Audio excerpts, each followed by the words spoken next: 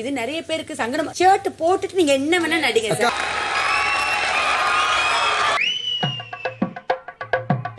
Shirt போட்டுட்டு நீங்க என்ன வேணா நடிங்க. என்னால் இன்னும் நம்ப முடியவில்லை.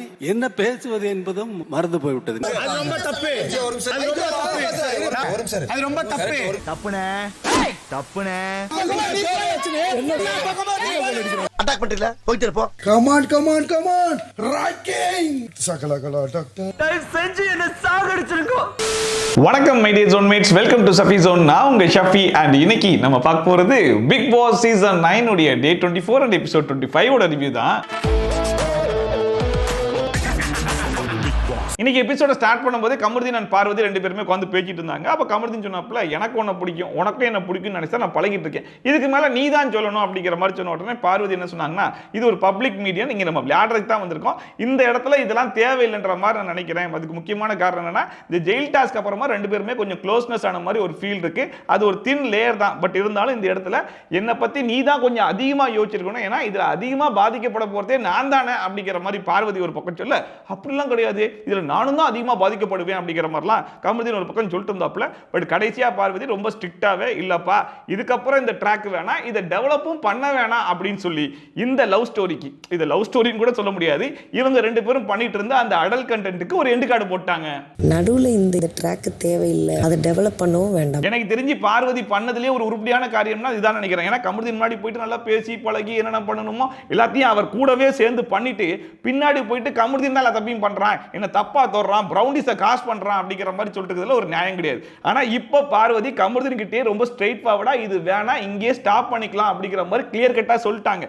இதுக்கப்புறமும் கமருதீன் வந்து இல்ல நான் பவுண்டரிஸை கிராஸ் பண்ணுவேன் அப்படிங்கிற மாதிரி ஏதாச்சும் விஷயம் பண்ணாருன்னா, அப்ப இந்த வீக்கெண்ட் எபிசோடுக்கு எஸ்கலேட் பண்ணி ரெட் கார்டு கொடுத்து வெளியே அமிச்சா கூட அது ஒரு நியாயம் இருக்கும். அதுக்கப்புறமா வேக்கப் சாங்லாம் போட்டு எல்லாரும் போய் டான்ஸ்லாம் ஆடிட்டு வந்ததுக்கு அப்புறமா நம்ம வாட்டர்மெலன் சார் வழக்கம் போல கேமரா முன்னாடி போயிட்டாப்ல, அதாவதுமா இந்த 4வது வாரம் எனக்கே பயங்கர சுவாரஸ்யமா இருக்குமா, ஒவ்வொரு நொடியும் ஒவ்வொரு செகண்டும் என்ன நடக்கும் அப்படிங்கிறது யாருக்குமே தெரியலமா, நம்ம யாரு கூட எப்போ சண்டை போடுவோம், யாரு கூட சேருவோம், யாரு எப்போ வெளியே போவா எதுவுமே தெரியலமா, உலகத்தில் இருக்கிற எல்லா தமிழ் மக்களும் என்ன ஃபாலோ பண்றாங்கம்மா, ஸோ நான் தான் இந்த நியூஸ் வந்து எல்லாருக்கும் சொல்லி ஆகணும் அப்படிங்கிற மாதிரி இந்த பாலிமர் நியூஸ்க்காக வேல்ராஜ் அப்படி பார்க்கல அந்த மாதிரி நியூஸ் ரீடிங்லாம் பண்ணிட்டு இருந்தாப்ல. இதுல பாத்தீங்க அப்படின்னா முன்னாடி வந்து கலையரசன் உட்காந்துருக்காப்ல, இவர் இப்படி பேசிட்டு இருக்கும்போது பின்னாடி பாத்தீங்கன்னா வினோத், கமருதீன் அண்ட் பிரவீன் இவங்க 3 பேரும் சேர்ந்து டான்ஸ் ஆடி வெறுப்பேத்திட்டு இருந்தாங்க. இந்த வேலையை தான் பண்ணாதீங்க அப்படிங்கிற மாதிரி விஜய் சேதுபதி இதுக்கு முன்னாடியே வீக்கெண்ட் எபிசோட்ல சொன்னாப்ல. பட் மறுபடியும் அதே வேலையை தான் பண்ணிட்டு இருந்தாங்க. பட் அந்த விஷயம் யாருக்கு தெரியாதுன்னா திவாகருக்கு தெரியாது. கலையரசன் போய் எப்படிமோ நல்லா இருந்துச்சோமா அப்படிங்கிற மாதிரி கேட்டது, நல்லா இருந்துச்சுன்னாப்ல. பின்னாடியே போயிட்டு பிரவீன் எப்படிமோ அப்படிங்கிற சூப்பர்னே அப்படிங்கிற மாதிரி சொல்லி அமுச்சு விட்டுட்டு அவர் போனதுக்கு அப்புறம் இவங்க 3 பேரும் வந்து கேமரா முன்னாடி திவாகரே கலாய்ச்சிட்டு இருக்காங்க. இவர்கிட்ட இருந்து தயவு செஞ்சு எங்களை காப்பாத்துங்க, அவர் பேசுறதை கேட்டா எங்களுக்கு மூச்சு அடிக்குது அப்படிங்கிற மாதிரி கலாய்ச்சிட்டு இருந்தாங்க. மூச்சு வாங்குது சார் அந்த பேசுறது. இதுல கலையரசன் வேலையை பார்த்து விட்டான் போல இருக்கு. திவாகர் கிட்ட நீங்க கேமரா பார்த்து பேசிட்டு இருக்கும்போது பின்னாடி இந்த மாதிரி டான்ஸ் ஆடினாங்க அப்படிங்கிற விஷயத்தை போட்டு விட்டான் போல இருக்கு. சோ திவாகர் என்ன பண்ணாப்புல, நேரா கேப்டன் கிட்ட போயிட்டு, இங்க பாருமா நீ தானப்பா இந்த பிரச்சனை நேத்து முடிச்சு விட்ட, இப்ப பாருமா நான் மறுபடியும் கேமரா கிட்ட பேசும்போது பின்னாடி 2 பேர் டான்ஸ் ஆடுறாங்கமா, இது கரெக்ட் தானாமா அப்படிங்கிற மாதிரி சொன்ன உடனே வினோத் கரெக்டா கண்டுபிடிச்சாப்ல, பாத்தியா கலையரசன் பண்ண வேலையை பாத்தியா அப்படின்னு சொல்லிட்டு. அப்ப வினோத் சொன்னாப்ல, கலையரசன் பண்ண வேலையெல்லாம் விடுங்க, நீங்க மார்க் பண்ணது தப்பு தானே அப்படிங்கிற மாதிரி சொல்லிட்டு கூடவே பிரவீன் நீ அங்க தானப்பா இருந்த, நீயும் பார்த்துருப்பலப்பா அப்படிங்கிற மாதிரி கேட்டிருந்தார். பிரவீன் பார்த்தது மட்டும் இல்ல, கூட சேர்ந்து ஆடினதும் பிரவீன் தான். ஆனா அந்த விஷயத்தை கலையரசன் சரியா போட்டு கொடுக்கல போல. நீயே அதை பார்த்த நீயும் பார்த்த மனசாட்சி இங்க பாரு. அப்புறமா திவாகர் வந்து பிரவீன் கிட்ட, இங்க பார்ப்பா வினோத் உனக்கு பிடிக்கும் அப்படிங்கிறதுக்காக நீ இந்த மாதிரி எல்லாம் பண்ணக்கூடாது, மனசாட்சி தொட்டு சொல்லு, நீ அதை பார்க்கதானே செஞ்ச அப்படிங்கிற மாதிரி கேட்கும்போது பிரவீன் சொல்றாப்ல, அண்ணே நீங்க கேமரா பார்த்து பேசிட்டு இருக்கும்போது பின்னாடி என்ன வேணா பண்ணிக்கலாம், அதெல்லாம் தப்பு கிடையாதுனே அப்படிங்கிற மாதிரி பேசிட்டு இருக்காரு. ஒரு கேப்டன் பேசுற பேச்சா இது? முதல்ல ஒரு கேப்டன் அப்படின்னா அவருக்கு அவரே சில ரெஸ்ட்ரிக்ஷன்ஸை கொண்டு வரணும். ஆர்மி கேம்ப் மாதிரி கொண்டு போறேன் அப்படின்னா இவர் முதல்ல ஆர்மி ஆபீசர் மாதிரி நடந்துக்கணுமா இல்லையா? அதாவது ஹவுஸ்மேட்ஸ்லாம் சேர்ந்து ஒரு விஷயத்தை பண்றாங்க, ஒரு தப்பு பண்றாங்க அப்படிங்கும்போது நானும் சேர்ந்து அந்த தப்பை பண்ணுவேன் அப்படிங்கிற மாதிரி இவர் பண்ணிட கூடாது. முன்னாடி பண்ணாதான் அது மார்க்கிங், பின்னாடி பண்ணாது மார்க்கிங் கிடையாது அப்படிங்கிற மாதிரி சொல்ல முடியாதுல்ல. ஒருத்தர் பின்னாடி இருந்து கேலி செஞ்சாலும் அது இன்னும் கேவலமான விஷயம் தான். ஒண்ணு அதை பண்ணிட்டோமா, சரிப்பா இதுக்கப்புறம் நம்ம பண்ண மாட்டோம், உங்களுக்கு பிடிக்கல அப்படின்னு சொல்லி விட்டுட்டு போயிருந்தா கூட பரவாயில்ல, அதை நியாயப்படுத்த பார்க்கறாரு பாத்தீங்களா, அதுதான் இன்னும் கேவலமா இருந்துச்சு. இருந்துச்சு. பின்னாடி நின்று கிண்டல் பண்ணா அது சரி எல்லாருக்கும் இதுதான். என்ன வேணாலும் பண்ணலாம் பின்னாடி. என்னமா நீங்க என்ன வேணாலும் ஒருத்தவங்க இதுல நல்லா நோட் பண்ணி பாத்தீங்கன்னா திவாகர் கேமரா பார்த்து பேசிட்டு இருக்கும்போது பின்னாடி 3 பேருமே தான் டான்ஸ் ஆடி இருப்பாங்க. என்ன வினோத் ஃபுல்லா ஆடல, அப்பப்ப ஆடனாப்ல. அதுக்கப்புறம் மறுபடியும் கேமரா முன்னாடி எல்லாம் போயிட்டு கலாய்க்க தான் செஞ்சாங்க.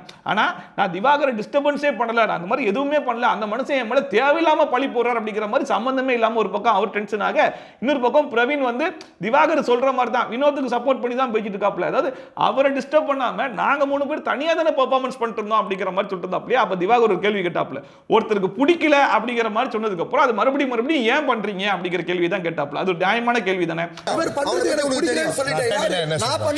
ஃபார் எக்ஸாம்பிளுக்கு இப்ப பிரவீனையே யாராச்சும் ஒரு பட்டம் பேர் சொல்லி கூப்பிடுறாங்கன்னு வைங்களேன், அது எனக்கு பிடிக்கல அப்படிங்கிற மாதிரி சொல்லிட்டாரு. அதனால அவர் முன்னாடி கூப்பிட்டா தான் தப்பு, அவருக்கு பின்னாடி போய் இந்த பட்டம் பேர் சொல்லி கூப்பிட்டா அது தப்பு கிடையாது அப்படிங்கிற மாதிரி பேசினா அதை ஒத்துப்பாரா?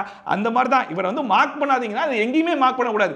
அவர் ஏதோ ஒன்று பண்ணிட்டு போறாரு, பைத்தியக்காரத்தனமாவே பண்ணிட்டு போட்டுமே, அதை மக்கள் பார்த்து வெறுத்து போய் அந்த மனுஷனை ஓட்டு போடாம வெளியே எடுத்துட்டு போட்டோம். அதுல உங்களுக்கு என்ன பிரச்சனை? மார்க் பண்ணாதீங்க அப்படிங்கிற மாதிரி சொன்னதுக்கு அப்புறமும் அந்த மனுஷனையே சுத்தி சுத்தி போய் அவர் எங்கெல்லாம் பெர்ஃபார்மன்ஸ் பண்றாரோ பின்னாடி இருந்து அதே வேலையை பார்த்துட்டு இருக்கீங்கன்னா அது தப்பு தானே அப்படிங்கிற மாதிரி தான் இருந்துச்சு. கடைசியில் பிரவீனே சொல்லிட்டாப்ல, சரி ரைட், அது அவருக்கு பிடிக்கல அப்படின்னா அதை விட்டுருங்க, இதுக்கப்புறம் பண்ணாதீங்கன்னு. அது கூட அஃபெண்ட் ஆகுது, மக்கள் அது கூட அஃபெண்ட் ஆகுது, அவாய்ட் பண்ணுங்க. சோ ஃபைனலா Praveen Raj as a captain இந்த பிரச்சனைக்கு என்ன சொல்யூஷன் கொடுத்திருக்காப்ல, திவாகருக்கு அந்த விஷயம் அஃபெண்ட் ஆகுது அப்படின்னா இதுக்கப்புறம் அதை யாரும் பண்ணாதீங்க அப்படிங்கிற மாதிரி சொல்லி முடிச்சு விட்டாரு. சோ இதுக்கப்புறம் யாரும் அதை பண்ணக்கூடாது, அதை மீறி பண்ணுனா பிரவீன் ராஜ் போய் கேட்கணும் இல்லையா? ஆனா இப்போ மறுபடியும் திவாகரும் துஷாரும் போயிட்டு கேமரா கிட்ட ஒரு பெர்ஃபார்மன்ஸ் பண்ணலாம் அப்படிங்கிற மாதிரி நிக்கும் போது மறுபடியும் நம்ம வினோத் போயிட்டு நான் பிரச்சனை பண்ணுவேன் அப்படிங்கிற மாதிரி சொல்றாப்ல. நான் கேமராவை மறைப்பேன் அப்படின்றாரு. ஏன் அப்படின்னு சொல்லி கேட்டா, நான் பண்ணாத தப்ப பண்ணேன்னு சொல்லி சொன்னார்ல, அதுக்கு என்கிட்ட சாரி கேட்கணும், அப்படி கேட்கலன்னா நான் இப்படி தான் பண்ணுவேன் அப்படின்னு சொல்லிட்டு அவங்க 2 பேரும் அதை மீறி பெர்ஃபார்மன்ஸ் பண்ணா கேமரா போய் மறைக்கிறாப்ல. அதுக்கப்புறம் பின்னாடி வந்து பாட்டு பாடுறாப்ல. சோ திவாகர் என்ன பண்ணாப்ல, நாட்டாம சபரி கிட்ட போயிட்டார். சபரி பாருப்பா அப்படிங்கிற மாதிரி சொன்ன உடனே விக்ரம் என்ன சொல்லிட்டாரு, இங்க பாருங்க உங்க 2 பேர் பிரச்சனைக்குள்ள நாங்க வரவே மாட்டோம், நீங்க வீம்புக்குன்னு பண்றீங்கன்னா பண்ணிட்டு போங்க, வீக்கெண்ட் எபிசோட்ல பேசிக்கலாம் அப்படிங்கிற மாதிரி சொன்னோம்னா சரி ரைட் அப்படின்னு சொல்லிட்டு அதுக்கப்புறமா வச்சு வினோத் விட்டுவாரான்னு சொல்லி பார்த்தா மறுபடியும் பெர்ஃபார்மன்ஸ் பண்ண மறுபடியும் ஒரு பாட்டு பாடிட்டு இருக்காப்ல. ஒரு பக்கம் பார்க்கிறதுக்கு காமெடியா தான் இருக்குது, வீட்டில் இருக்கிற எல்லாருமே அதுக்கு சிரிக்கத்தான் செய்யறாங்க. பட் இன்னொரு பக்கம் நீங்க திவாகர் சைட்ல இருந்து யோசிச்சு பார்க்கணும். திவாகர் பண்றது பைத்தியக்காரத்தனம் தான், லூசுத்தனம் தான், தேவையில்லாம இந்த வீட்டுக்குள்ள ஏதோ ஒன்று பண்ணிட்டு இருக்காருனாலும் அவர் வேலையை ஏதோ ஒன்று பண்ணிட்டு போறாரு. நம்ம இந்த வீட்டுக்கு எதுக்கு வந்திருக்கோமோ அந்த வேலையை நம்ம பார்த்துட்டு போலாம்ல. அதை மீறி நான் திரும்ப திரும்ப அந்த ஒரு மனுஷனையே தான் நோண்டிட்டு இருப்பேன், அவருக்கு அந்த விஷயம் பிடிக்கலன்னு சொன்னா கூட நான் மறுபடியும் அதை தான் செஞ்சுட்டு இருப்பேன் அப்படின்னு சொல்றதுல என்ன நியாயம் இருக்கு? எனக்கு பாட தெரியும், இதுல திவாகர் வினோத்தை பார்த்தா அறிவுள்ளவங்களுக்கும் புரியும், அறிவில்லாதவங்களுக்கு எப்படி புரியும் அப்படிங்கிற மாதிரி சொன்னா பாருங்க, தேவையில்லாத வார்த்தையை விடுறாப்ல, அப்புறம் நானும் வார்த்தையை விடுவேன் அப்படிங்கிற மாதிரி வினோத் ஒரு பக்கம் கிளம்ப 2 பேரும் மாறி மாறி மறுபடியும் பேச்ச ஆரம்பிச்சிட்டாங்க. ஆல்ரெடி சபரி வேற பஞ்சாயத்தெல்லாம் பண்ண மாட்டேன், விக்ரம் நான் கண்டுக்கவே மாட்டேன் அப்படிங்கிற மாதிரிலாம் சொல்லிட்டாங்க இல்லையா? சரி யாருக்கிட்ட போலாம் அப்படிங்கிற மாதிரி பார்த்து இந்த வாட்டி கெமி கிட்ட போயிட்டாங்க. கெமியும் முடிஞ்ச அளவுக்கு பேசி இந்த பஞ்சாயத்தை முடிச்சு விட்டாங்க. அதுக்கப்புறமா பார்த்தா நம்ம திவாகர் போயிட்டு சட்டையெல்லாம் கழட்டி போட்டு சகலகலா டாக்டர் டாக்டர் அப்படிங்கிற மாதிரி பெர்ஃபார்மன்ஸ்லாம் பண்ண ஆரம்பிச்சிட்டாப்ல. அப்போ வந்து பிரவீன் சொல்றாப்ல, அவர் கேமரா முன்னாடி போயிட்டு எதுவும் பண்ணிட்டு போறாங்க, யாரும் எதுவும் டிஸ்டர்ப் பண்ணாதீங்க அப்படிங்கிற மாதிரி சொல்லியுமே மறுபடியும் வினோத் பாட்டு பாடுறாப்ல. அப்ப கேப்டன் என்ன சொன்னோம், ஏய் வேணாம்பா விடுப்பா, தேவையில்லாத பிரச்சனை எதுக்கு அப்படிங்கிற மாதிரி கேட்கணும்ல, அதை கேட்க மாட்டாப்ல. அப்ப பார்வதி திவாகருக்கு சப்போர்ட் பண்ணி பிரவீன் ராஜ் கேட்கும்போது பிரவீன் ராஜ் என்ன சொல்றாப்ல, நடிக்கிறது அவர் இஷ்டம்னா பாடுறது இவர் இஷ்டம், இவரை பாடக்கூடாதுன்னு நான் எப்படி சொல்ல முடியும் அப்படிங்கிற மாதிரி கேட்டுருக்காப்ல. அவர் நடிக்கும் போதுதான் இவர் பாடுறாரு அப்படிங்கிறது அந்த கேப்டனுக்கு தெரியவே இல்லையாமா. இவர் பாட்டு பாடிட்டு இருக்காராம், அவங்க பாட்டு நடிச்சிட்டு இருக்காங்களா, இது ரெண்டும் டிஸ்டர்பன்ஸ் ஆகுதுன்றது எனக்கு தெரியாது, நான் வேற இவரை சர்க்கிள்ல நிக்க வச்சிருக்கேன், அதனால அண்ணே நீங்க சட்டையை போட்டு வேற இடத்துல போய் பெர்ஃபார்ம் பண்ணுங்கனே அப்படிங்கிற மாதிரி அவர் அனுப்பிச்சு விடுறாரு. வேற கேமரா வந்து மறைச்சாரு. கேட்டா இதுக்கு பேர் ஆர்மி கேம்பா, இவர் ஆர்மி ஆபீசரா. இதுல வர ஃபர்ஸ்ட் டேவே யாருக்கு எந்த நேரத்துல எப்ப பிரச்சனை வந்தாலும் ஸ்ட்ரைட்டா என்கிட்ட வாங்க, நீங்க எல்லாரும் என்னுடைய கண்காணிப்புல தான் இருப்பீங்க அப்படிங்கிற மாதிரிலாம் சொல்லிட்டு இருந்தாப்ல. ஏதாச்சும் ஒரு பிரச்சனை வந்துச்சுன்னா 2 பேரும் நிக்க வச்சு பேசி கரெக்டான தீர்ப்புலாம் கொடுப்பேன் அப்படிங்கிற மாதிரிலாம் பயங்கரமா பேசிட்டு இருந்தாரு. ஆனா இப்ப வரக்கூடிய பாதி பிரச்சனை இந்த மனுஷனால தான் வருது, அதை பெட்ரோல் ஊத்தி எரிக்க தான் வைக்கிறத தவிர்த்து அதை சால்வ் பண்றதுக்குலாம் பாக்குற மாதிரி தெரியல. கேமரா மறைச்சா நீ கண்டுக்கறாங்க, அவருக்கு யாருங்க கொடுத்தது கேமரா மறைக்கிற உரிமை? ஒரு பக்கம் திவாகர் பிரவீன் ராஜ் கிட்ட அவர் வந்து கேமராவெல்லாம் மறைக்கிறாரே, அதை பத்திலாம் நீ கேட்க மாட்டியா அப்படின்னு சொல்லி கேட்க, இன்னொரு பக்கம் வினோத் தேவையில்லாம பழி போறாரு, அதெல்லாம் நீ கேட்க மாட்டியா அப்படின்னு சொல்லிட்டு 2 பேரும் மாறி மாறி பேசிட்டு இருந்தாங்க. இதுல வந்து திவாகர் மைக் போடாம சுத்திட்டு இருந்ததுனால பிக் பாஸே அனௌன்ஸ் பண்ணிட்டாப்ல, திவாகர் மைக்க போடுங்க அப்படின்னு சொல்லிட்டு. சோ பிரவீன் ராஜ் வந்து திவாகருக்கும் வந்து பனிஷ்மெண்ட், நீங்களும் வந்து சர்க்கிள்ல நில்லுங்க அப்படிங்கிற மாதிரி நிக்க வச்சுட்டு அதுக்கப்புறம் அந்த பஞ்சாயத்தை பத்தி பேச ஆரம்பிச்சாங்க. அப்ப துஷாரே சொன்னாப்ல, ஆமா அவர் வந்து கேமராவெல்லாம் மறைச்சாருன்னு, இதுக்கப்புறம் கேமராவை மறைக்காதீங்க அப்படிங்கிற மாதிரி பிரவீன் பிரவீன்ராஜ் வந்து வினோத் சொல்லிட்டாப்ல. ஆனாலும் வினோத் பாருங்க அதுக்கப்புறம் அவர் ஏதாச்சும் பேசினாருன்னா அப்படியே சும்மா இருக்க மாட்டேன், அப்ப நான் பேச தான் செய்வேன் அப்படிங்கிற மாதிரி சொன்ன உடனே உங்க 2 பேர் பிரச்சனைக்குள்ள நானும் வரமாட்டேன் அப்படிங்கிற மாதிரி கேப்டனே கிளம்பிட்டாரு. இதுக்கு மேல உங்க பிரச்சனையே நான் வரமாட்டேன், யாரு மக்களும் வரமாட்டாங்க. ஆக மொத்தத்துல பிரவீன்ராஜ் ஆரம்பிக்கும் போது எப்பேற்பட்ட பிரச்சனையா இருந்தாலும் சரி அதுக்கு நான் ஒரு சொல்யூஷன் கொடுப்பேன்டா, நியாயம்டா, தர்மம்டா அப்படிங்கிற மாதிரிலாம் ஆரம்பிச்சு கடைசியில் இந்த பிரச்சனைக்கு என்னால சொல்யூஷனே கொடுக்க முடியாதா அப்படிங்கிற மாதிரி கிளம்பி போயிட்டாப்ல. இதுல வினோத்துடைய பனிஷ்மெண்ட் டைம் முடிஞ்சு போச்சு அப்படிங்கிற மாதிரி சொன்ன உடனே அப்பயுமே வினோத் அப்படிங்கிற மாதிரி பண்ணிட்டு போன உடனே திவாகர் இது மட்டும் கரெக்டா அப்படிங்கிற மாதிரி கேட்டாப்லையா. உடனே நம்ம பார்வதி அண்ணே தொட்டாஞ்சினிங்க இருக்காதனே அப்படிங்கிற மாதிரி சொன்ன உடனே திவாகர் பார்வதி கிட்ட சண்டைக்கு போக ஆரம்பிச்சாப்ல. எல்லாத்துக்குமே தொட்டாஞ்சவிங்க இருக்க கூடாது. இதுல கொஞ்ச நேரத்துக்கு முன்னாடி தான் யாராச்சும் பேசிட்டு இருக்கும்போது பின்னாடி இருந்து இந்த மார்க்கிங்லாம் பண்ணாதீங்க அப்படிங்கிற மாதிரி பிரவீன்ராஜ் சொல்லியிருப்பாப்ல. ஸோ கமருதீன் பாருங்க இப்போ பின்னாடி இருந்து டான்ஸ் ஆடி ஒரு மார்க்கிங் வேலையெல்லாம் பார்த்துட்டு இருந்தாப்ல. அதை பார்த்துட்டு பிரவீன்ராஜ் இந்த மாதிரி மார்க்கிங்லாம் பண்ணாத, இந்த மாதிரி டான்ஸ் ஆடாம உனக்கு நான் பனிஷ்மெண்ட் கொடுக்குறேன், வந்து சர்க்கிள் நில்லு அப்படிங்கிற மாதிரி சொன்னதுக்கு அந்த கமருதீன் கேட்கிறாப்ல நான் சர்க்கிள் நின்று டான்ஸ் ஆடலாமா, அங்க நின்று என்ன வேணாலும் பண்ணிக்கோ அப்படிங்கிற மாதிரி சொல்லிருக்காப்ல. அதாவது மார்க்கிங் பண்ணதுக்கு தான் பனிஷ்மெண்ட் கொடுக்குறாரா, அந்த பனிஷ்மெண்ட்ல அவர் மார்க்கிங் பண்ணிக்கலாமா பண்ணிக்கலாமா? ஆனா சர்க்கிள் இல்ல, அந்த சர்க்கிள் நீங்க என்ன பண்ணிக்கங்க. ஒரு பக்கம் பிரவீன்ராஜ் வந்து திவாகருக்கு பனிஷ்மெண்ட் கொடுத்திருக்காரு அப்படிங்கிறதுனால அந்த சர்க்கிள்குள்ள அந்த மனுஷன் நின்றுட்டு இருக்காப்ல. ஆப்போசிட்லயே மறுபடியும் அந்த 2 பேரும் மார்க்கிங் தான் பண்ணிருக்காங்க. ஒரு மனுஷன் இதுக்கு மேல எப்படி தான் சொல்ல முடியும், என் முன்னாடி மார்க்கிங் பண்ணாதீங்க, என் பின்னாடி மார்க்கிங் பண்ணாதீங்க, எனக்கு பிடிக்கல, அஃபண்ட் ஆகல அப்படின்னு சொல்லிட்டு வீட்டில் இருக்கிற எல்லார்கிட்டையும் போய் கம்ப்ளைண்ட் பண்ணிட்டாப்ல, கேப்டன் கிட்டையும் கம்ப்ளைண்ட் பண்ணிட்டாப்ல, கேப்டனும் பண்ணாதீங்கன்னு சொல்லிட்டாரு. அதை மீறியும் இந்த 2 பேரும் பண்ணிட்டு இருக்காங்க அப்படின்னா அது எவ்வளவு கீழ்த்தரமான கேவலமான ஒரு வேலை.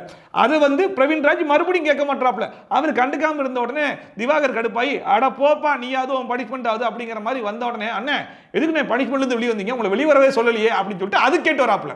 2 பேர் சொன்ன பேச்சை கேட்காம மறுபடியும் மார்க்கிங் பண்ணிருக்காங்க. அவங்கள என்ன பண்றது அப்படிங்கறத யோசிக்கிறது கிடையாது. இவர் கொடுத்த பனிஷ்மெண்ட் மீறிட்டாரா அதை கேட்டு வராரு. அப்ப திவாகரே சொல்றாரு அட போப்பா நீ ஒன் சைடா பண்ணிட்டு இருக்க, அவங்க அவ்வளவு தப்பு பண்றாங்க எதையும் கேட்கவே மாட்டீங்க, நீ தலையே கிடையாது, நான் உன் பேச்செல்லாம் கேட்கவே மாட்டேன் அப்படிங்கிற மாதிரி மூஞ்சில அடிச்சாப்ல சொல்லிட்டாப்ல. சொல்றதனால கேட்க முடியாது, நீ தலை கிடையாது, புரியுதா? இல்ல திவாகர் கேட்கறாப்ல ஏன்பா நீ அவ்வளவு சொல்லி 2 பேர் மார்க்கிங் பண்ணிருக்காங்க நீ கண்டுக்கவே மாட்டியா அப்படிங்கிற மாதிரி கேட்டதுக்கு பிரவீன்ராஜ் சொல்லக்கூடிய பதில பாருங்க. ஒரு கேப்டனா மிலிட்டரி ஆபீசரா அவர் சொல்லக்கூடிய பதில பாருங்க. அவங்க பண்ணிட்டு போட்டுனே நான் தான் உங்களை திரும்பி நிக்க சொன்னேன் அப்படிங்கிற மாதிரி பேசிட்டு இருக்காப்ல. அதாவது எப்பேற்பட்ட சொல்யூஷன் கொடுக்கறாரு பாத்தீங்களா, மார்க்கிங் பண்றவரை இவரால அடக்க முடியாதான், ஆனா அதை அனுபவிக்கிறாங்க பாத்தீங்களா அவர் திரும்பி நிக்கணுமா, அவருக்கு என்ன திரும்பி நில்லுங்க.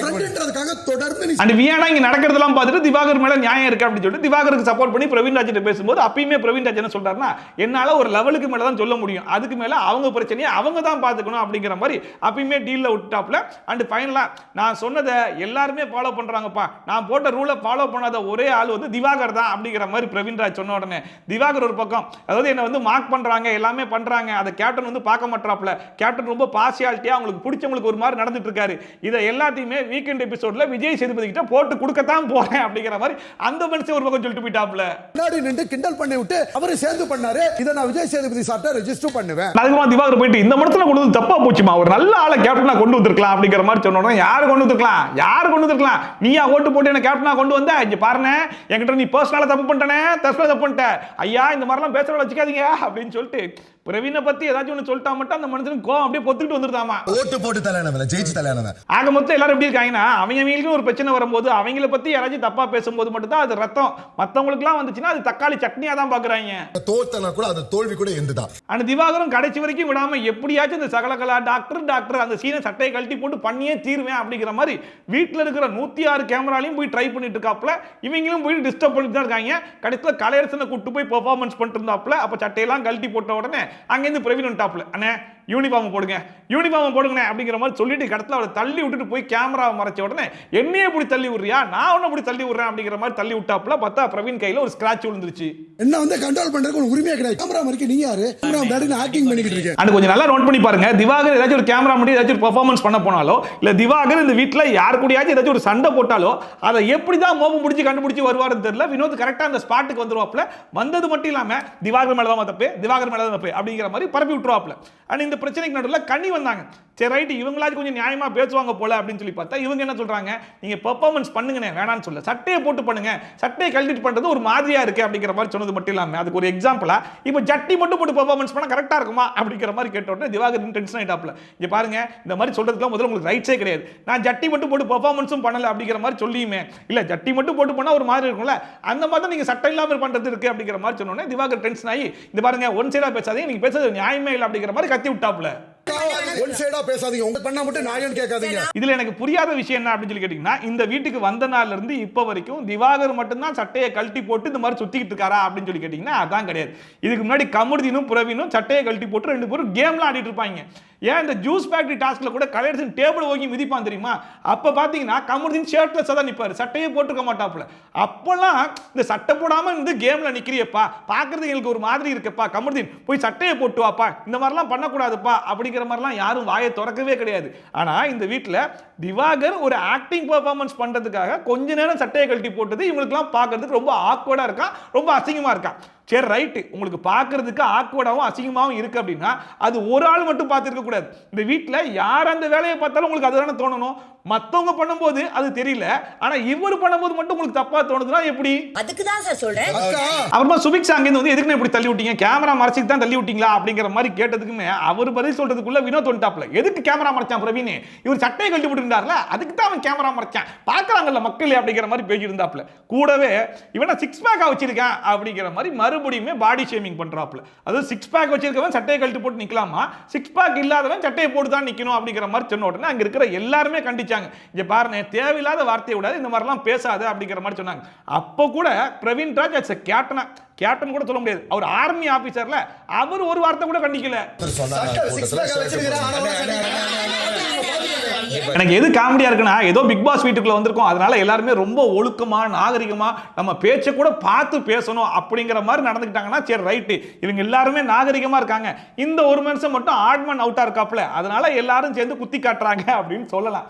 யாராச்சும் ட்ரெஸ்லயும் சரி, பேச்சிலையும் சரி, நடத்திலையும் சரி ஒழுக்கமா இருக்காங்களா? குழந்தைங்க இந்த ஷோவை பார்க்க முடியல, அவ்வளவு அசிங்கமா பேசிட்டு இருக்கீங்க. குறிப்பா இந்த சீசன் மேல அவ்வளவு வந்து விமர்சனங்கள் இருக்கு, அடல்ட் ஷோ மாதிரி கொண்டு போயிட்டு இருக்கீங்க அப்படின்னு சொல்லிட்டு விஜய் சேதுபதியே வந்து வாந்தி எடுத்தாச்சு, ஆல்ரெடி நாரி போச்சு, இதுக்கு மேல நாடுறதுக்கு ஒண்ணு இல்லை அப்படிங்கிற மாதிரி கழுவி ஊத்துறாப்ல. அப்ப எவ்வளவு அநாகரிகமா நீங்க எல்லாம் நடந்துட்டீங்க.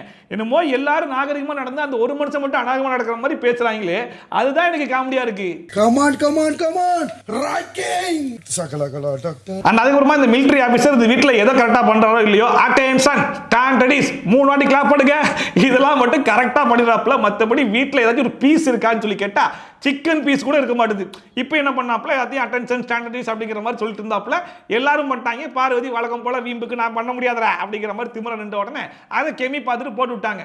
அப்போ கேப்டன் கேட்டாப்புல, என்ன பார்வதி நீங்க பண்ணலையா அப்படின்னு சொல்லி கேட்டு, நான் தான் நேற்று சொல்லிட்டேன்ல, நீ ஆர்மி கேம்ப் மாதிரி கொண்டு போற, நீ ஆர்மி மாதிரி பண்ணணும் அப்படின்னா அதில் நான் கலந்துக்க மாட்டேன் அப்படிங்கிற மாதிரி சொன்ன உடனே சரி ரைட்டு விட்டுருங்க, கலந்துக்கிட்டோம் விட்டுலாம், யாரு பண்ணாங்களோ அவ்வளோதான் பாராட்டுவோம் அப்படிங்கிற மாதிரி கிளாம்ப்லாம் பண்ணிட்டு இருந்தாங்க. இன்னொரு பக்கம் பார்வதி பார்த்தா இதெல்லாம் ஒரு பொழப்பு போட்டு கொடுக்குறாங்க பாரு அப்படின்னு சொல்லிட்டு கெமியை பார்த்து காரி துப்பிட்டு வர்றாங்க. அவங்க பண்ணல அப்படின்னு யாராவது ஒரு ஆள் போட்டு கொடுத்துருப்பாங்க. அப்புறமா கேட்டோம், அந்த விட்டு போன பிரச்சனையை மறுபடியும் கூப்பிட்டு வச்சு சால்வ் பண்றேன் அப்படிங்கிற பேர்ல கனியும் திவாகரையும் கூப்பிட்டு வச்சு பேசிட்டு இருந்தாங்க. அப்ப கனி மறுபடியும் அதான் சொல்றாங்க, ஷர்ட்டை போட்டு பண்ணுங்க, ஷர்ட் இல்லாம பண்றது அநாகரிகமா இருக்கு அப்படிங்கிற மாதிரி சொன்ன உடனே திவாகர் இந்த இடத்துல ஒரு வார்த்தையை விட்டாப்ல. அதாவது நீங்க கூட தான் எஃப்ஜே ஹக் பண்றீங்க, அதெல்லாம் எனக்கு பார்க்கறதுக்கு அநாகரிகமா தோணுது அப்படிங்கிற மாதிரி சொன்ன உடனே எல்லாருமே பயங்கரமா டென்ஷன் ஆயிட்டாங்க. ஏன்னா அந்த வார்த்தை வந்து தவறான வார்த்தை தான், அதை கேட்டு டென்ஷன் ஆகி இந்த எஃப்ஜே காதுல வேலை விழுந்துருச்சு. அந்த மனுஷன் வேற அங்கேருந்து ஓடி வந்துட்டு தேவையில்லாம பேசுற நீ அப்படின்னு சொல்லிட்டு கூடவே இருன்னு சொல்லிட்டு இந்த தேஞ்சு போன ரெக்கார்டு மாதிரி இருல ஸ்டக் ஆயிட்டான். அடுத்த வார்த்தை வர மாட்டுது. ஒரு பக்கம் திவாகர் விட்ட வார்த்தையில கனி போயிட்டு ரெஸ்ட் ரூம்ல அழுக ஆரம்பிச்சிட்டாங்க. இன்னொரு பக்கம் எஃப்ஜே பயங்கரமா டென்ஷன் ஆகி, ஆமாடா நீ மட்டும் ஒழுங்காடா இந்த வீட்டுக்குள்ள முத்தம் கொடு, லவ் பண்ணுன்னு சொல்லிட்டு எல்லார்கிட்டயும் எப்படிதான் நடந்துட்டு இருக்க அப்படின்னு சொல்ல, அதுக்கு வந்து திவாகர், ஆமாடா நீ கூட தான் ஆதிரை கிட்ட வந்து பேசிட்டு இருந்த, நீ மட்டும் உத்தமனா அப்படிங்கிற மாதிரி கேட்டுட்டு 2 பேரும் சண்டை போட்டுனாங்க. இது நடுவில் சபரி, ஆமா எஃப்ஜே உத்தமம் தான், என்ன உத்தமம் இல்ல அப்படிங்கிற மாதிரி அவர் களத்துக்குள்ள வராப்ல. நல்லா நோட் பண்ணி பாருங்க, எஃப்ஜேக்கு ஒரு பிரச்சனை அப்படின்னா கனியும் உள்ள வந்துருவாங்க, சபரியும் உள்ள வந்துருவாங்க. இதுதான் இவங்க 3 பேரும் அந்த குரூப்பிசம் சொல்றாங்க பாத்தீங்களா, இதுதான் சொல்றாங்க. சபரி பண்ற பெர்ஃபார்மன்ஸ் தான் பயங்கர ஹைலைட்டா இருக்கு. திடீர்னு பார்த்தா ஹே அப்படின்னு சொல்லி கத்துறா, அப்புறம் பார்த்தா சபரி கூல் அப்படின்னு சொல்லிட்டு சாந்தமா பெர்ஃபார்மன்ஸ்லாம் பண்ணிருந்தா. அதை பார்க்கும்போது இந்த அன்னியன் படத்துல யாரா நீ இப்படி பெர்ஃபார்ம் பண்ற அப்படிங்கிற மாதிரி தான் இருந்துச்சு. அண்ட் அதுக்கப்புறமா வந்து பார்வதி களத்துல இறங்கிட்டாங்க. இதெல்லாம் நியாயமான்னு கேட்குறீங்களே, நான் இல்லாத நேரத்தில் என்னை பற்றி நீங்களாம் பின்னாடி பேசுறீங்களா, அது நியாயம்னா திவாகரன் சட்டை இல்லாமல் பெர்ஃபார்மன்ஸ் நியாயம் தாண்டா அப்படிங்கிற மாதிரி சொல்லிட்டு இருந்தாங்க. இது நடுவில் எஃப்ஜே எங்கேருந்து வந்து திவாகரை பிடிச்சி தள்ளி விடுறான், கெட்ட வார்த்தையில பேசுறான். அவனுக்கு ஒரு லிமிட்டே கிடையாது, நான் என்ன வேணா பண்ணுவேன், யார் வேணாலும் கை வைப்பேன் அப்படிங்கிற மாதிரி அடுத்த கமருதீனா உருவாக்கிட்டு இருக்கான். விக்ரமும் சபரியும் திவாகர் கூப்பிட்டு பேசலாம் அப்படிங்கிற மாதிரி பேசிட்டு இருக்கும்போது விக்ரம் சொன்னாப்ல, இங்க பாருங்க கனியக்கா சொன்னது தப்பு தான், இல்லன்னு சொல்ல, ஆனா நீ பேசுறது அதை விட தப்புனே, அதை புரிஞ்சுக்கணும் அப்படிங்கிற மாதிரி சொல்லும்போது கரெக்ட் தாமா, ஆனா இந்த எஃப்ஜே சட்டையெல்லாம் பிடிக்க வராங்களாமா அப்படிங்கிற மாதிரி சொன்னோன்னே எஃப்ஜே எங்கேருந்து வந்துட்டேன், நான் இப்போ சட்டையை பிடிச்சேன், நான் சட்டையை பிடிக்கவே இல்லை, ஆனா இப்போ சட்டையை பிடிப்பேன் அப்படின்னு சொல்லிட்டு ஆச்சா பூச்சான்னு சொல்லி கத்துக்கிட்டு இருக்கும்போது ரம்யா அங்கேருந்து வாடா எஃப்ஜே அப்படின்னு சொல்லி கூப்பிட்டு இருந்தாங்க. இப்போ ரீசன்ட் டைம்ல கொஞ்சம் நல்லா நோட் பண்ணி பார்த்தீங்கன்னா ஆதரை போனதுக்கு அப்புறம் ஆதரையோட ரீப்ளேஸ்மெண்டா ரம்யா இருக்கிறதுக்கு கொஞ்சம் ட்ரை பண்றாங்களோ அப்படிங்கிற மாதிரி தான் நமக்கே ஃபீல் ஆச்சு. இதுக்கு முன்னாடி குடும்பத்தை உருவாக்குறதுக்கு தான் வீட்டுக்கு வந்தேன்னு சொன்னாங்கல்ல, இந்த விஷயத்தையும் சேர்த்து பண்றாங்களா என்னது புரியல. ஆனா எஃப்ஜே மறுபடியும் உசாராயிட்டான், ஏச்சிப்பா அப்படிங்கிற மாதிரி துரத்தி விட்டு ஆல்ரெடி ஆதரையிட்ட பேசுறதுக்கே தப்பா பேசிட்டு இருக்காங்க, இதுல இவ வேற வந்து இது பண்ணிட்டு இருக்கா, உடனே தப்பா தான் பேசுவாங்க போ அப்படிங்கிற மாதிரி திட்டி அனுப்பிச்சு விட்டாப்ல.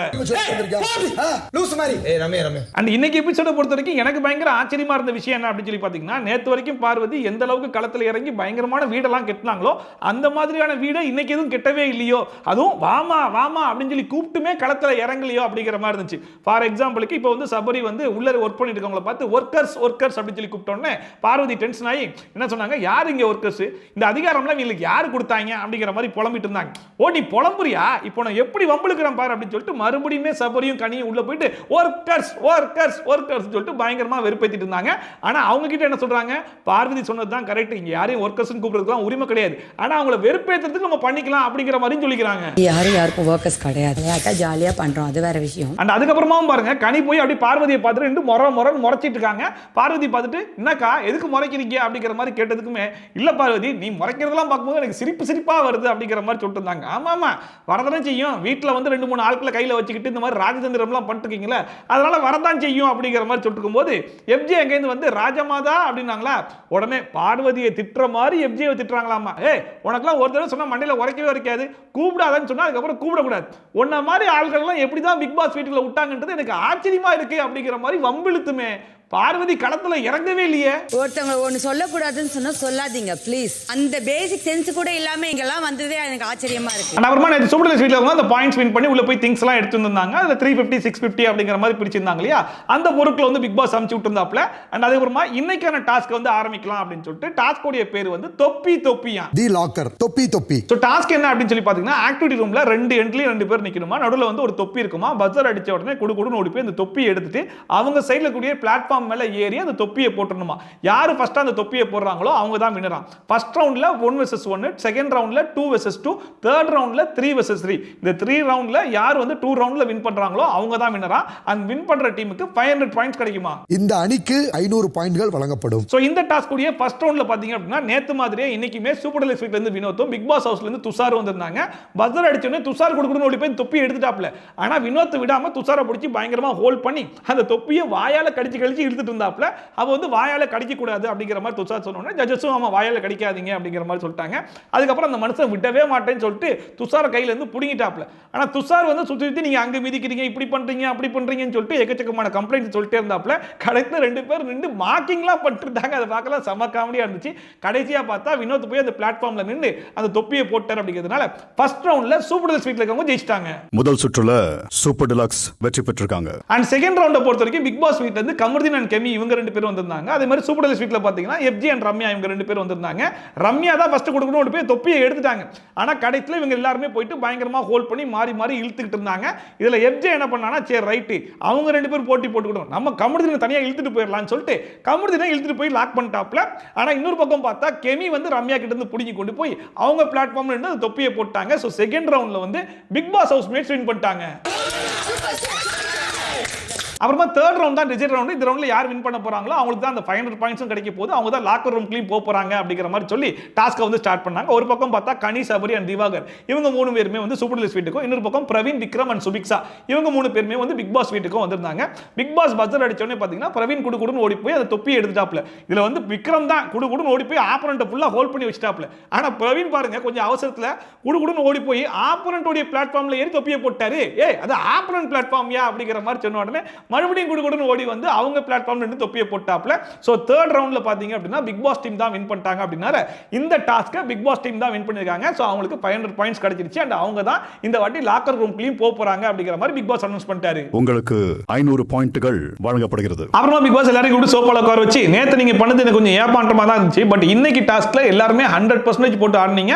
அதுக்கு என்னுடைய பாராட்டுகள் மட்டும் இல்லாம ஒரு போனஸும் கொடுக்கலாம்னு இருக்கேன் அப்படிங்கிற மாதிரி சொல்லிட்டு அது என்ன போனஸ் அப்படின்னு சொல்லி பார்த்தா வின்னிங் டீமுக்கு வந்து 500 பாயிண்ட்ஸ் கொடுத்திருந்தாங்க இல்லையா, அதை நான் 1000 மாத்திடுறேன் அப்படின்னு சொல்லிட்டு 1000 பாயிண்ட்ஸ் வந்து கொடுத்துட்டாப்ல. அது மட்டும் இல்லாம பிக் பாஸ் வீட்ல இருக்கிற எல்லாருமே உள்ள போய் எடுத்துட்டு வரலாம். அண்ட் நேத்து வந்து 9 செகண்ட்ஸ் தானே கொடுத்திருந்தேன், இன்னைக்கு வந்து 15 செகண்ட்ஸ் அப்படிங்கிற மாதிரி சொல்லிட்டாப்ல. பட் இதுல ஒரு ரிஸ்க் இருக்கு. என்னன்னா 2 பேர் 3 பேர் போறாங்க அப்படின்னா அவங்க வந்து கொஞ்சமா எடுத்து வந்துருவாங்க. இப்ப பிக் பாஸ் வீட்ல இருக்கிற மொத்த பேர் உள்ள போய் ஆளாளுக்கு எடுத்து வந்துட்டாங்கன்னு வைங்களேன், 1000 பாயிண்ட்ஸ்க்கு மேல எடுத்துருவாங்க. சோ அகைன் ஆப்போனன்ட் தான் டிசைட் பண்ணுவாங்க அப்படிங்கிற மாதிரி இருக்குமே அப்படின்னு சொல்லி பார்க்கும்போது பிக் பாஸ் இந்த வாட்டி அதுலயுமே ஒரு ட்விஸ்ட் வச்சிட்டார். அதாவது 1000 பாயிண்ட்ஸ்க்கு மேல நீங்க எடுத்தீங்க அப்படின்னா யாருக்குமே எதுவுமே கிடைக்காது, எல்லாத்தையும் வாங்கி உள்ள வச்சிருவோம் அப்படிங்கிற மாதிரி சொன்ன உடனே இவங்க இன்னுமே கன்ஃபியூஸ் ஆயிட்டாங்க. சோ இவங்க எல்லாருமே சேர்ந்து டிஸ்கஸ் பண்ணி என்ன பண்ணாங்கன்னா, நம்ம எல்லாருமே உள்ள போலாம், ஆனா எல்லாருமே தான் திங்ஸ் எடுக்க வேணாம், ஒரு 3 பேர் மட்டும் திங்ஸ் எடுக்கட்டும், மத்த எல்லாருமே கவுண்ட் பண்ணிட்டு வெளியே வந்துடலாம் அப்படிங்கிற மாதிரி டிசைட் பண்ணி பஜர் அடிச்ச உடனே எல்லாரும் உள்ள போனாங்க. 3 பேர் மட்டும் திங்ஸ் எடுத்தாங்க, மத்த எல்லாரும் அப்படியே வெளியே வந்துட்டாங்க.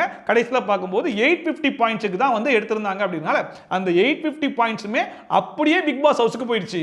850 பாயிண்ட்ஸ் எல்லாமே பிபி ஹவுஸ். அண்ட் இதுல முக்கியமான விஷயம் என்ன அப்படின்னு சொல்லி பாத்தீங்கன்னா, இந்த டாஸ்க்ல நீங்க வின் பண்ணக்கூடிய பாயிண்ட்ஸ் வச்சு நீங்க என்னென்ன திங்ஸ் எல்லாம் வாங்குறீங்களோ அதை நீங்க தான் சாப்பிட்டுக்கணும், நீங்க தான் யூஸ் பண்ணிக்கணுமே தவிர்த்து எந்த விதமான காரணமும் கொண்டு ஆப்போனன்ட் கிட்ட ஷேர் பண்ணவே கூடாது அப்படிங்கறத ரொம்ப ஸ்ட்ரிக்ட்டாவே சொல்லிட்டாப்ல. சோ ஒருவேளை இவங்க ஷேர் பண்ணாலோ இல்ல வந்து 2 பேரும் மாறி மாறி சாப்பிட ஆரம்பிச்சாலோ மறுபடியும் பிக் பாஸ் காண்டாகலாம், அது மூலமா மறுபடியும் பிரச்சனை வரதுக்கு வாய்ப்பு இருக்கலாம். இது உங்களுக்கு மட்டும். அவர்மா எல்லாமே உட்கார்ந்துட்டு இருந்தாங்க. திடீர்னு பார்த்தா பிக் பாஸ் பாட்டை போட்டு விட்டாப்ல. அதை பார்க்கும்போது சரி ரைட் வைல்ட் கார்டு என்ட்ரின்னு சொல்லிட்டு ப்ரோமோலாம் போட்டு வச்சிருக்காங்க. அதுல யாராவது உள்ள வர போறாங்க, அவங்க வர ப்ரோமோல பயங்கரமாலாம் பேசி வச்சிருக்காங்களே, உள்ள வந்து என்னதான் பண்ண போறாங்கன்னு பார்க்கலாம் அப்படிங்கிற மாதிரி நம்மளும் ரெடி ஆயிட்டோம். இன்னொரு பக்கம் உள்ள இருக்கவங்களும் வைல்ட் கார்டு என்ட்ரி தான் போல இருக்குன்ற மாதிரி ரெடி ஆயிட்டாங்க. ஆனா பார்த்தா ஆண் பாவம் பொல்லாதது அப்படின்னு சொல்லிட்டு ரியோ, விக்னேஷ்காந்த் அண்ட் மாளவிகா இவங்க 3 பேர் உள்ள வந்து அந்த படத்தை ப்ரோமோட் பண்ணிட்டு கிளம்பிட்டாங்க. சோ அதோட இன்னைக்கு எபிசோடு முடிஞ்சு போச்சு. ஸோ இன்னைக்கு எபிசோட பொறுத்த வரைக்கும் முழுக்க முழுக்க இது ஒரு திவாகரின் எபிசோட் அப்படின்ற மாதிரி ஆயிடுச்சோ அப்படிங்கிற மாதிரி தான் இருந்துச்சு. ஒரு பக்கம் அந்த மனுஷன் காலைல முடிச்சது வந்து நைட்டு வரைக்கும் என்னோட ஆக்டிங் ஸ்கில்ல காட்டுறேன், என்னோட ஆக்டிங் பெர்ஃபார்மன்ஸை காட்டுறேன் அப்படின்னு சொல்லிட்டு ஒவ்வொருத்தரையா கூட்டு போய் ஒரு பெர்ஃபார்மன்ஸ் பண்ணிட்டு இருக்காப்ல. சரி அது வழக்கமா பண்ணிட்டு தான் இருக்காரு, இன்னைக்கு தான் பண்ண ஆரம்பிச்சிருக்காரு அப்படிங்கும் போது கலாய்க்கிறதுல ஒரு நியாயம் இருக்கு. வந்து 24 நாள் ஆகி போச்சு, டெய்லி அதை தானே பண்ணிட்டு இருக்காரு, மறுபடியும் அதையே ஏன் நோண்டிக்கிட்டு இருக்கீங்க அப்படிங்கிற மாதிரி தான் இருக்கு. பிளஸ் விஜய் சேதுபதி அவர் வந்து காமெடி பண்ணிட்டு இருக்காரு, கொஞ்சம் ஜாலியா எடுத்துக்காரு அப்படின்னா அட்வான்டேஜ் எடுத்துக்காதீங்க அப்படிங்கிற மாதிரி ஒரு வார்னிங்கும் கொடுத்துருக்காப்ல. ஸோ அதுக்காச்சும் கட்டுப்பட்டு சரி ரைட் ஏதோ பண்ணிட்டு போறான் அப்படிங்கிற மாதிரி கண்டுக்காமே விட்டுறலாம். ஆனா மறுபடியும் அவர் பண்ணும்போது நாங்க பின்னாடி போய் நோண்டிக்கிட்டே இருப்போம், அசிங்கப்படுத்திட்டே இருப்போம், மார்க்கிங் பண்ணிட்டே இருப்போம். அதை கேப்டன் கிட்ட சொன்னா கேப்டன் அதை கேட்க மாட்டாரு, அவர் வந்து பனிஷ்மெண்ட் தான் கொடுப்பாரு. இந்த மாதிரி எல்லாருமே சேர்ந்து டார்கெட் பண்ணும்போதும் மற்றவங்க ஷர்ட் போடாமல் இருக்கும்போது அதை வேற மாதிரி பார்ப்போம், அதுவே திவாகர் ஷர்ட் போடாட்டும் நாங்கள் அதை வேற மாதிரி பார்ப்போம் அப்படின்னு சொல்லி பேசுறது, இது எல்லாமே ஒரு மனுஷனை ட்ரிகர் பண்ணும். எல்லாருமே சேர்ந்து நம்ம டார்கெட் பண்றாங்களோ கார்னர் பண்றாங்களோ அப்படிங்கிற மாதிரி ஒரு ஃபீலை தான் கொடுக்க செய்யும். ஈவன் வெளியே இருந்து பார்க்கும்போது அவருக்கு தான் அனுதாப ஓட்டுகள்லாம் கிடைக்கும். இதெல்லாம் உள்ள இருக்கவங்க தான் புரிஞ்சுக்கணும். எல்லாரும் சேர்ந்து ஒருத்தன் அடிக்கும் போது அவனுக்கு தான் ஓட்டு கிடைக்குமே தவிர்த்து எல்லாரும் சுத்தி இருந்து அடிக்க இருப்பாங்க, உங்களுக்கு அந்த ஓட்டு பிரியாது அப்படிங்கிறது கொஞ்சம் யோசிச்சு பார்த்தாங்கன்னா இந்த விஷயத்தை யாருமே பண்ண மாட்டாங்க. ஸோ அகைன் இந்த வீக்கெண்ட் எபிசோட்லையும் இது ஒரு பேச்சு பொருளாக வரும், மறுபடியும் எடுத்து டிஸ்கஸ் பண்ணி மறுபடியும் வார்னிங்லாம் கொடுப்பாங்க, மறுபடியும் அடுத்த வாரம் அதை தான் பண்ணுவாங்க அப்படிங்கிற மாதிரி தான் தோணுது. அண்ட் ஃபைனலா இன்னைக்கு வந்து பார்வதி இவ்வளவு அமைதியா இருந்தது எனக்கே பயங்கர ஆச்சரியமா இருந்துச்சு. ஸோ என்ன நடக்க போகுது ஏது நடக்க போகுதுன்னு தெரியல. ஸோ இன்னைக்கு எபிசோடு பத்தின கருத்து என்ன, யார் மேல தப்பு யார் மேல சரின்றதை நீங்க நினைக்கிறீங்க அப்படிங்கறத மறக்காம கமெண்ட் செக்ஷன்ல சொல்லுங்க. சோ இதே மாதிரி ட்ரோல்ஸ் அண்ட் ரிவ்யூஸ்லாம் நீங்க கண்டிப்பா பார்க்கணும்னு நினைச்சீங்கன்னா மறக்காம சப்ஸ்கிரைப் பண்ணிட்டு பக்கத்துல பெல் ஐகான் டான் தட்டி விட்டீங்கன்னா நான் போடுற வீடியோ நோட்டிஃபிகேஷன் டான் டைம்க்கு வந்து சேர்ந்துரும். சோ மீண்டும் இது சூப்பரான வீடியோட சூப்பரான ரிவ்யூவோட சூப்பரான ட்ரோலோட உங்களை சந்திக்கிறேன். Bye from Shafi, ta-ta, bye bye and take care.